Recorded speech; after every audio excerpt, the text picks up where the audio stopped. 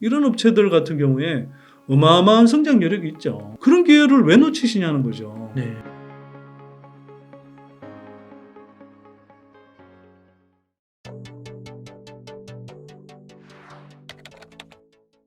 그 맥킨지는 그때 이제 물론 이제 전기차 말고도 ESS 잡고 뭐 전기 선박이나 이런 등등까지 다 포함해서 얼마를 잡냐면 대략 8.5테라와트시를 잡아요. 네.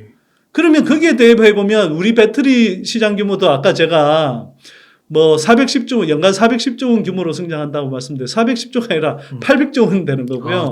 양극재 시장 규모도 200조가 아니라 400조가 되는 겁니다. 그렇죠. 네. 근데 제가 그런 건 뭐 한편으로는 초공정 시나리오라고 보고 그렇게 추정하는 게 아니라 상대적으로 조금 보수적으로 추정한 골드만삭스에 기반해서 이렇게 추정을 해도 이 정도 시장 규모가 나와요. 네. 근데 자, 그러면 가장 지금 어쨌거나 뭐 시총 규모도 웬만큼 크고 또 밸류도 그래도 나름 받고 있는 그런 이제 뭐 양극재 업체들 뭐 이런 중심으로 잡아서 그렇지만 그동안 뭐 지금은 아직 뭐 시총이 몇천억 개에서 불과 뭐 1, 2조 수준인 그런 소재 업체들 영역이 있거든요. 물론 시장 규모는 양극재에 비하면 훨씬 작긴 하죠. 네. 그러나 동박 같은 경우도 배터리 원가에서 차지하는 비중이 예를 들어서 뭐 10%대 초반이란 말이에요. 예, 그런 업체들이 지금 SKC 뭐 또는 롯데에너지 머티리얼즈 뭐 이런 회사들이 시총이 2조 3조밖에 안 돼요. 근데 그런 업체들이 앞으로 얼마나 성장할 수 있겠어요. 그러겠네요. 전해액 업체들이요. 시총 뭐 오늘 기준으로는 어떻게 될지 모르겠는데 그 오늘 기준으로 엔캠 같은 나름 전해액 업체들 중에 그래도 가장 캐파가 크다고 하는 뭐 그런 업체들, 그런 업체가 지금 시총이 그 지금 현재 주가로는 시총이 1조 원이 안 되는 걸로 나오고 뭐 그게 이제 이런저런 메자닌 투자를 받아서 숨겨진 지분까지 포함해도 뭐 시총이 1조 3천억, 4천억 이럴 거예요. 네. 그런 회사들은 사실은 향후에 성장폭으로 보면 실적 성장폭이라든지 이런 걸로 보면 얼마나 성장하겠어요. 근데 많은 분들이 올해 들어와서 2차전지 섹터가 막 되게 뜨겁게 달궈지고 이러니까 모든 뭐 저 2차전지 섹터가 다 막 뭐 주가가 엄청 오른 걸로 착각하는데 예를 들어서 예를 들어서 같은 소재라고 하더라도 전해액이라든지 동박이라든지 뭐 이런 쪽 업체들은요 주가가 오른 게 아니라 계속 조정받았어요. 네. 근데 이런 업체들도 이제는 보세요. 25년, 26년에 그 한국 배터리 3사가 이제 뭐 북미에 이제 엄청난 생산 캐파를 구축해서 본격적으로 이제 생산을 해야 되니까 그 생산한다라는 것은 그만큼 많은 소재가 필요하다는 이야기잖아요. 그렇죠. 22년 대비해서 3배 이상의 많은 캐파를 26년에 돌려야 되기 때문에 평균적으로 소재가 훨씬 많이 필요하고 그 중에서도 뭐 예를 들면 전액 같은 거 뭐 이런 소재들은 아예 그 IRA 세제 혜택을 받기 위해서는 미국 현지에서 생산돼야 되고 그러면 중국산은 기본적으로 배제되고 이것도 배제되는 거예요. 예. 그러면 중국산 다 밀려나고 이제 그 이때부터는 거의 뭐 한국 업체들 한국 전해액들 대부분 써야 되고 동박 같은 경우도 지금은 중국 업체들 값싼 거 저가 뭐 동박 쓰지만 향후에 생산되는 캐파 미국에서 생산되는 캐파들은 이게 IRA 규정이 이제 동박에 관해서는 조금 아직 뭐 조금 미확정된 부분이 있지만 기본적으로는 미국에서 생산하거나 적어도 중국 소재를 쓰는 것이 굉장히 힘들어지는 구조가 되거든요. 앞으로 점점 더. 그러면 중국의 그 저가 동박 이런 거 못 써요 앞으로. 그러면 한국에 이제 기술력 있는 그 강폭 동박 이런 걸 써야 되는데 그러면 이제 예를 들면 동박 업체들 이런 것들이 본격적으로 이제 그 계약이 나오고 실적이 성장하는 구간으로 들어가거든요. 그런데 뭐 지금 이제 오늘 뭐 꽤 올랐다고는 하지만 전반적으로 보면 뭐 예를 들어서 동박업체 뭐 이런 또는 전해액 업체들 이런 거 보면 고점 대비해서 여전히 되게 조정 많이 받은 구간이에요. 근데 이제 본격적으로 성장하는 구간에 들어간다? 얼마나 많은 수혜를 받겠어요. 이 업체들이.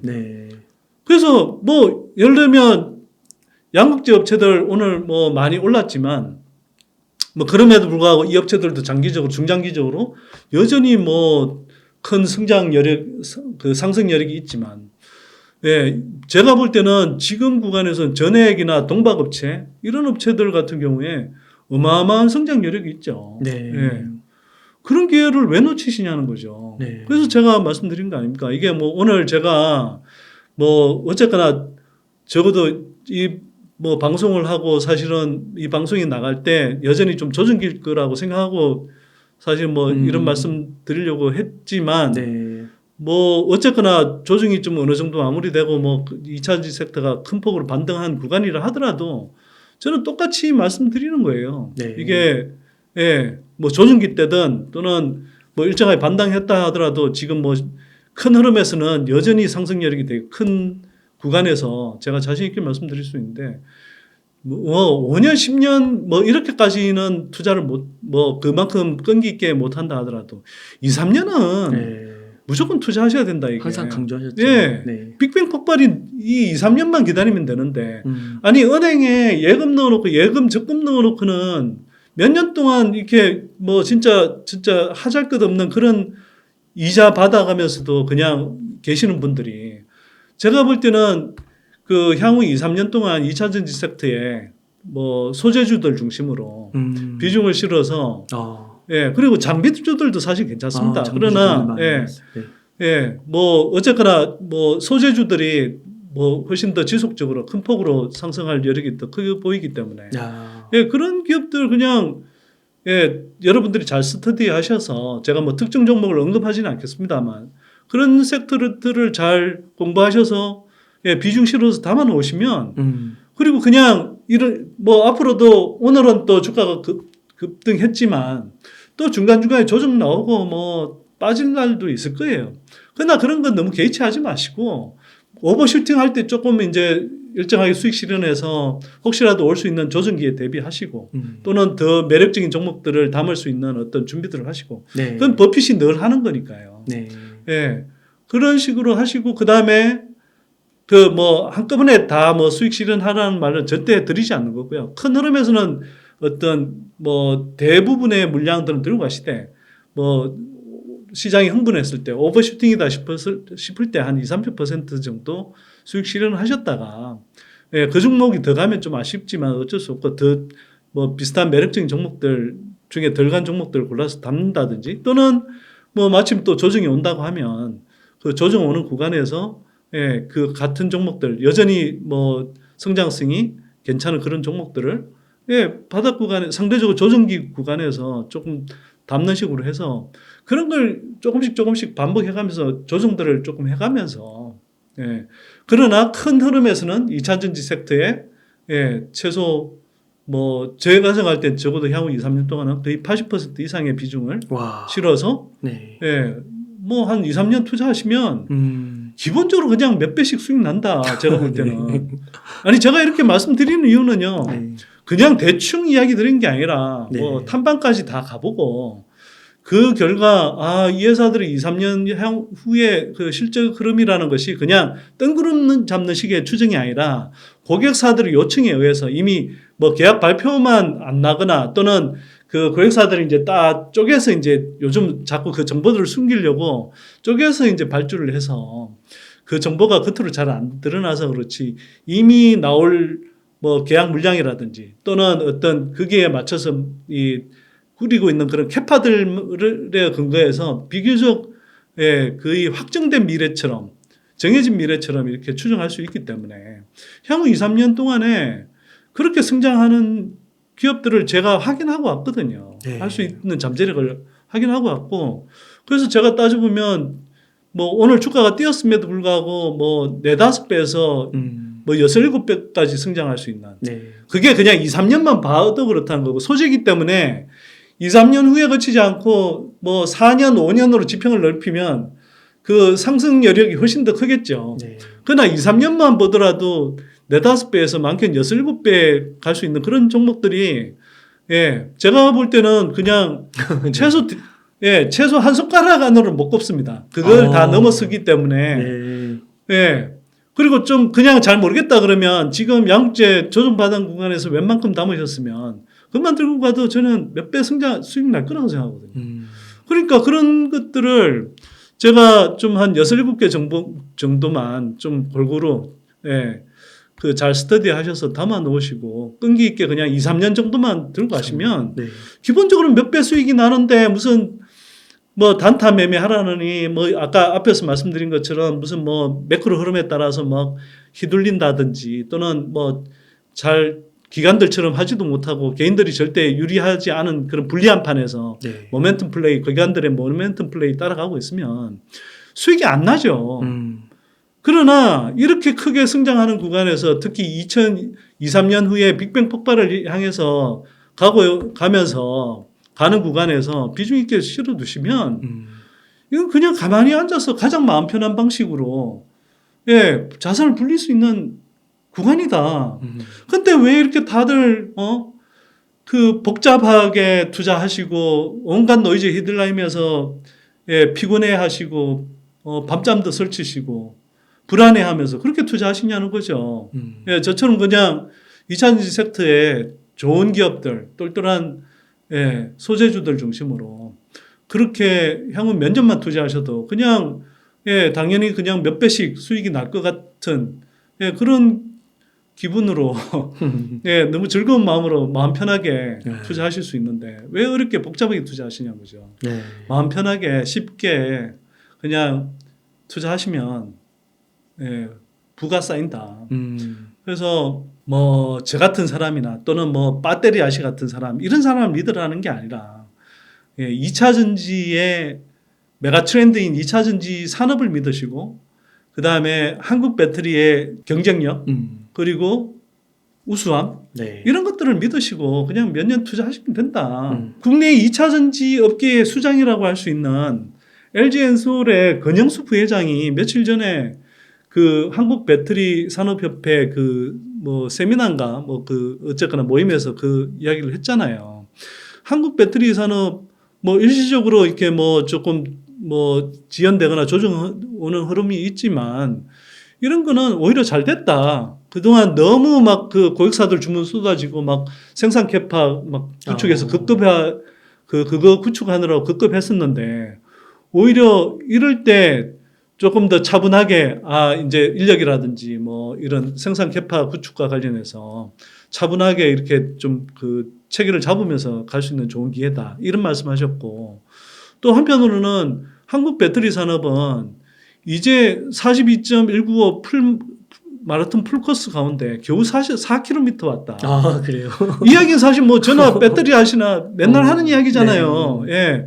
이제 뭐 그 배터리 산업 예, 향후에 성장할 거에 비하면 이제 10% 성장했다. 아직도 초입 구간이다. 이렇게 이제 말씀을 드리는데 물론 주식 밸류상으로는 그걸 조금 당겨와서 뭐 15% 20%까지 왔는지 뭐 20%까지는 아니고 한 15% 정도까지 왔을 수 있지만 예, 그냥 산업의 성장 규모로 보면 이제 10% 온 거거든요. 네. 이 상황에서 예, 뭐 한국 배터리 산업의 수장은 그렇게 담담하게 자신감 있게 예, 그렇게 내다보고 있는데 거기에 투자하는 그 투자자는 만약 그 산업의 성장성을 먹고 산업의 우리 K 배터리의 예, 경쟁력을 믿는다고 하면 그냥 똑같이 담담한 마음으로 예, 장기적인 호흡으로 투자하면 되는 거거든요. 네. 제가 이야기하지 않습니까? 20년 전, 30년 전으로 삼성전자에 그 투자할 수 있는 기회가 생긴다고 하면 어떻게 투자하시겠냐? 그렇죠. 온갖 방법으로 그냥 주식 투자한다고 하면서 뭐 차트 보고 투자하시겠냐? 아니면 그때 모멘텀 플레이 하시겠냐?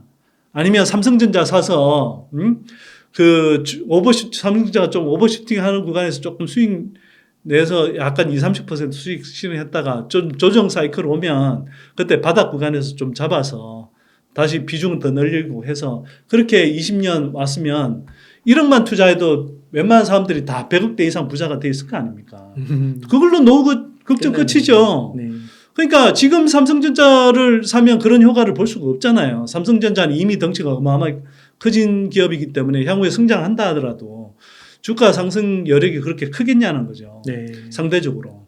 근데 지금 2차 전지 산업에 특히 소재 업체들, 스몰캡 뭐 업체라든지 또는 뭐 스몰캡이 아니라 하더라도 뭐 포스코 홀딩스라든지 뭐 에코프로비엠이라든지 이런 건실한 업체들은 향후에 그냥 그 기업들 10년, 20년 믿고 가시면 그냥 알아서 부자가 되는 거예요.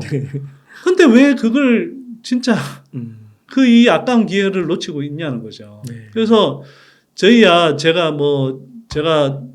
제 개인적으로도 4년여 전부터 4년 반 전부터 이사전지 섹터에 비중을 실어서 투자했고 그때부터 이사전지 투자하라고 강조했던 사람이고 또 뭐 그 사이사이에 조정기가 올 때마다 특히 뭐 지난해 에코프로비엠이 10만 원 이하 갈 때 심지어 7만 원 갈 때 그럴 때 이런 게 좋은 매수 기회다라고 뭐 떠들었던 사람이지만 네.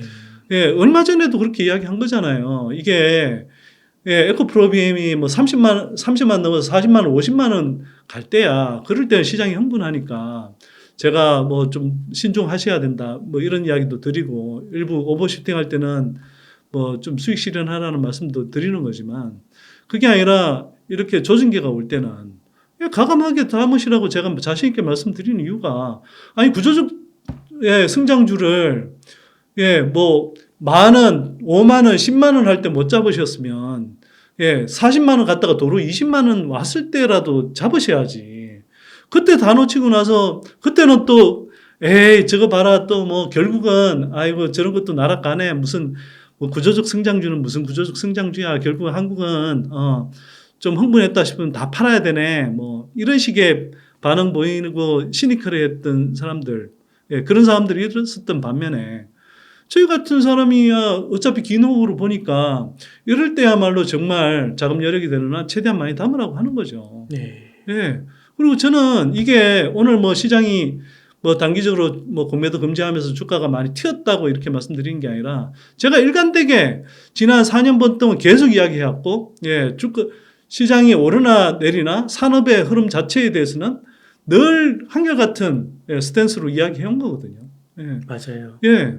그래서 저는 자신 있게 뭐 지금도 그렇게 말씀드릴 수 있습니다. 네, 그러니까 선대인 소장님 저 올해 초에 만났는데 그때랑 지금이나 변함이 없으십니다. 올 초가뿐만이 아니라니까요. 아, 네. 네, 진짜로. 예. 그리고 저는 네. 뭐 제가 코로나 폭락을 겪고 그걸 극복한 경험에서 보면서 저는 조정기가 진짜 오히려 달가워요. 네. 예. 그리고 왜냐하면 조정기를 지나면 예, 그때가 오히려 추가 수익의 기회이고 그러면서 조정기를 잘 견디고 적극적으로 대응하면 할수록 오히려 조정기를 건너왔을 때 오히려 그 조정기 이전에 정고점을 넘어서는 계좌 수익을 늘 확인했거든요. 네. 저는 뭐 이건 제 개인적인 자랑일 수도 있는데 이미 저는 오늘 기준으로 예, 조정기 오기 전에 정고점 수익을 넘었었어요. 제 개인 기준으로는. 네. 근데 그러니까 앞으로 만약 예를 들어서 추가적으로 뭐 예를 들어서 주가가 상승한다고 하면 저는 아마 이제 더 이제 자산 규모가 더 늘어나는 구간으로 또 들어가겠죠. 네. 그러니까 이런 걸 자꾸 경험하다 보면 조정기가 두렵긴 왜 두려워요. 아 이제 다시 예, 수익을 낼 구간이구나 또는 수익을 낼 준비를 하는 구간이구나 이렇게 이제 판단하게 되는 거거든요. 아, 그 참 느끼는 게요.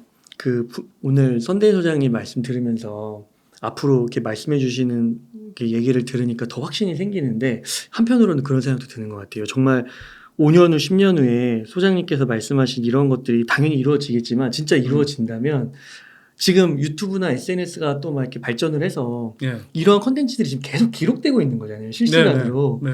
그런데 5년 후에 정말 이게 이루어진다. 네. 그러면 진짜 우리나라 주식시장이나 뭔가 투자에 대한 패러다임이 확 바뀔 것 같아요. 그동안 한국 시장이 모멘텀 중심이었다고 한다면 아 정말 이걸 어떻게 해야 되는지를 너무 다 역사의 기록으로 하나 남지 않을까.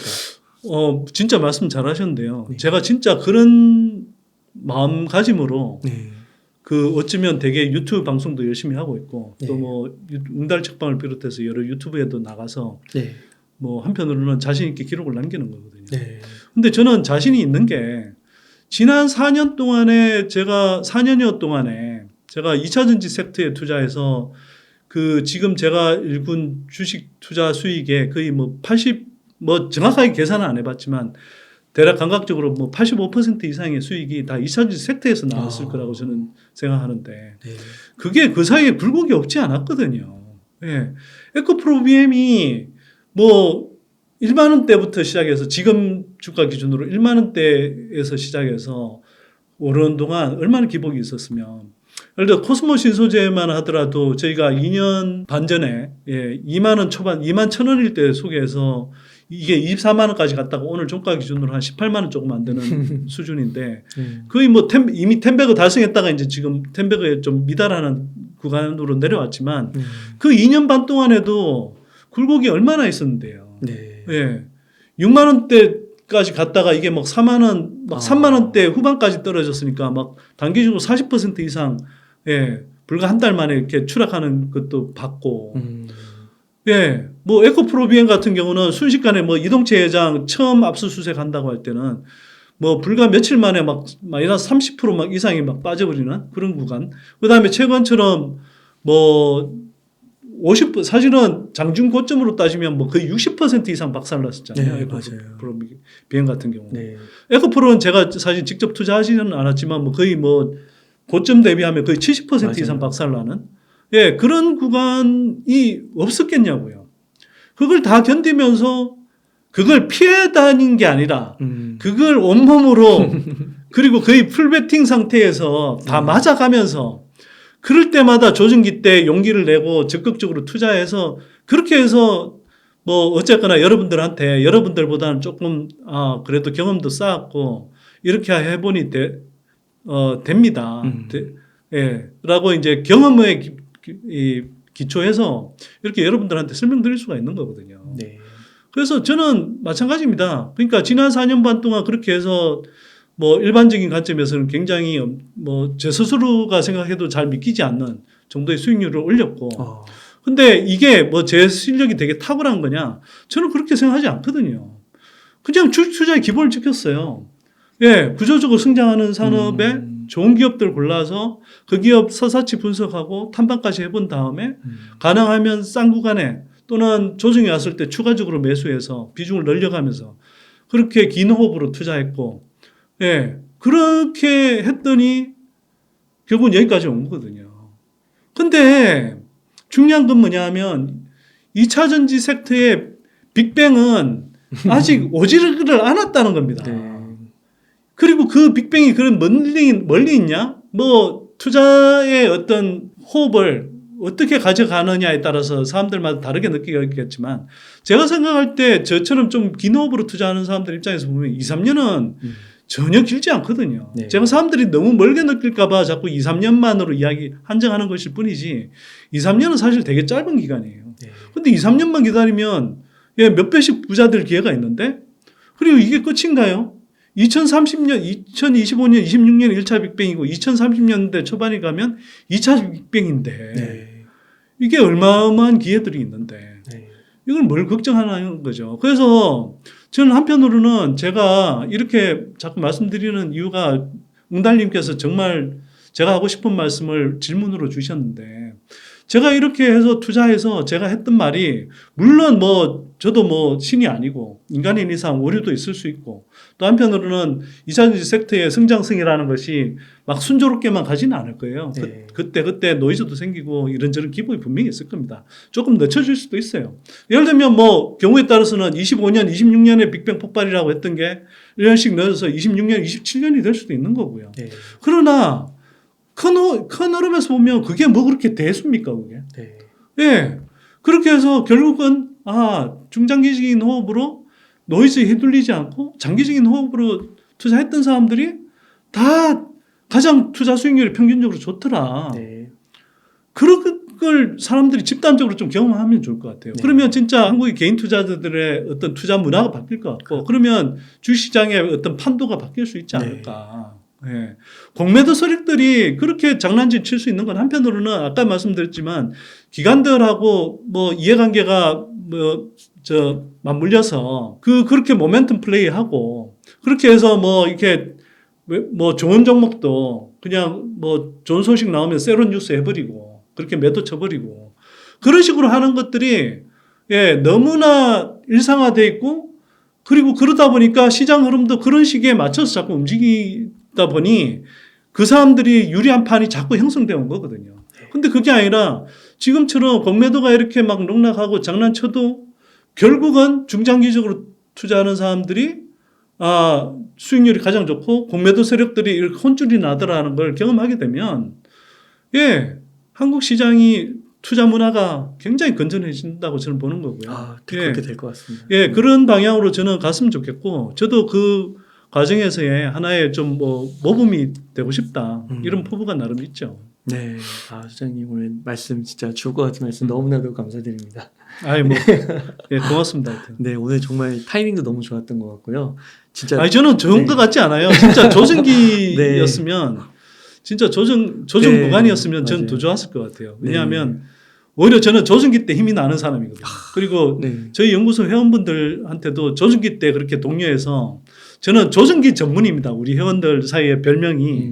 왜냐하면 오히려 시장이 흥분했을 때는 제가 이렇게 막 되게 떠벌리지 않고 오히려 되게 좀 그 시장이 흥분할 때는 제가 워워하는 이런 발언들을 오히려 많이 하는 편이고 반면에 조정 구간이 왔을 때 오히려 이걸 길게 보시라 그리고 용기를 내시라 이런 이야기를 많이 하고 사실 오늘 방송도 어쨌거나 앞에서 말씀드렸지만 조정기에 조금 더 사람들 응원하려고 나왔는데 결과적으로는 조정이 끝난 게 거의 확실해 보이는 시점에 방송을 하게 돼서 오히려 저는 좀 아쉬워요.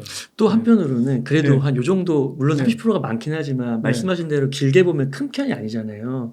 그럴 수 있죠. 그러니까 이렇게 딱 보고 났을 때 오히려 딱 선대인 소장님께서 한번 동기부여의 말씀을 주시면 이게 탁 와닿을 것 같아요. 오히려 빠지고 있으면 이것도 힘들어가지고 그럴 수도 있겠네요. 그럴 수도 있을 것 같기도 하고요.